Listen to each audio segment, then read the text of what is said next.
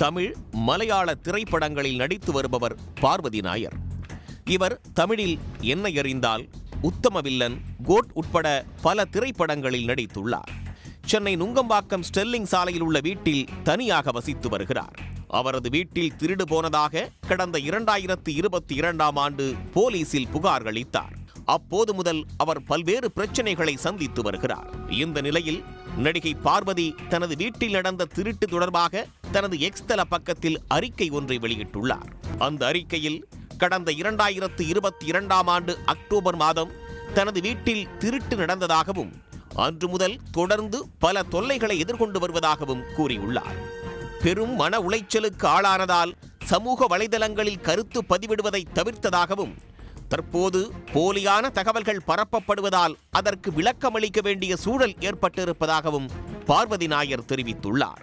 கடந்த 2022ஆம் ஆண்டு அக்டோபர் மாதம் தன்னுடைய வீட்டில் 18 லட்சம் ரூபாய் மதிப்பிலான பொருட்கள் திருடு போனதாகவும், இது பற்றி போலீசில் புகார் அளித்ததன் பேரில் போலீசார் 4 பேர் மீது வழக்கு பதிவு செய்ததாகவும் தெரிவித்துள்ளார். அதில் ஒருவர்தான் சுபாஷ் என்றும், இவர் தயாரிப்பு நிறுவனத்தின் அலுவலக உதவியாளராக பணியாற்றிக் கொண்டே தனக்கு போட்டோ ஷூட் எடுக்கவும் வீட்டு வேலைகளை செய்யவும் உதவியதாகவும் தெரிவித்துள்ளார். சுபாஷ் பெயர் வழக்கில் சேர்க்கப்பட்டவுடன் தனது பெயரை அகற்றும்படி அவர் கேட்டதாகவும், அதற்கு தான் மறுத்த நிலையில் அவர் தயாரிப்பு நிறுவனத்திலிருந்தும் பணி நீக்கம் செய்யப்பட்டதாகவும் கூறியிருக்கிறார். இதனையடுத்து தன் புகழுக்கு களங்கம் விளைவிக்கும் வகையில் சுபாஷ் பதில் புகார் அளித்ததோடு தன்னுடைய போட்டோக்களை தனது அனுமதியின்றி வெளியிட்டதாகவும் தெரிவித்துள்ளார். இது பற்றி இன்னொரு புகார் அளித்த நிலையில் அவர் கைது செய்யப்பட்டதாகவும், இந்த வழக்கில் சென்னை எழும்பூர் நீதிமன்றத்தில் இறுதி அறிக்கையை போலீசார் தாக்கல் செய்திருப்பதாகவும் தெரிவித்துள்ளார். அதேபோல் தன்னை பற்றி சுபாஷ் தரப்பில் பரப்பப்படும் செய்திகளை வெளியிட நீதிமன்றத்தில் இடைக்கால தடையும் பெற்றதை அவர் நினைவு கூர்ந்துள்ளார்.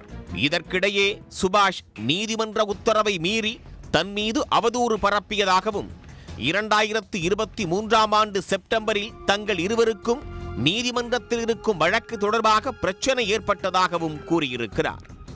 அவர் சார்பில் 10 லட்சம் ரூபாய் கோரி வக்கீல் நோட்டீஸ் அனுப்பி வைக்கப்பட்டதாகவும், பணத்தை கொடுக்காவிட்டால் சிவில் மற்றும் கிரிமினல் வழக்குகளை எதிர்கொள்ள நேரிடும் என்று மிரட்டியதாகவும் பார்வதி நாயர் அந்த அறிக்கையில் தெரிவித்துள்ளார். அது மட்டுமின்றி சாதிய பாகுபாடு காட்டியதாக புகார் அளிப்பேன் என அவர் கூறியதாகவும், சுபாஷின் சமூகம் குறித்து வக்கீல் நோட்டீஸ் வரும் வரை தனக்கு தெரியாது என்றும் பார்வதி நாயர் தெரிவித்திருக்கிறார். அதன் பிறகு 1 கோடி ரூபாய் கேட்டு சுபாஷ் மற்றும் அவரது கூட்டாளிகள் அந்த ஆண்டு முழுவதும் தன்னை மிரட்டியதாகவும், பணம் கொடுக்காவிட்டால் வழக்கு பதிவு செய்ய உள்ளதாக தெரிவித்ததாகவும், தான் தவறு ஏதும் செய்யாததால் அவருக்கு எந்த பணமும் கொடுக்க விரும்பவில்லை என தெரிவித்துள்ளார்.